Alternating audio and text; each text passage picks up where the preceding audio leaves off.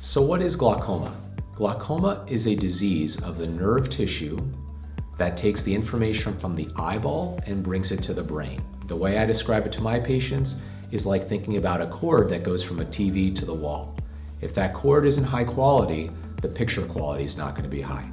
So glaucoma affects that nerve tissue cord that goes from the eyeball to the brain.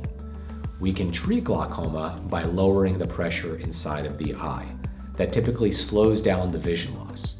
And the vision loss is not usually straight on, what we call your 20/20 vision.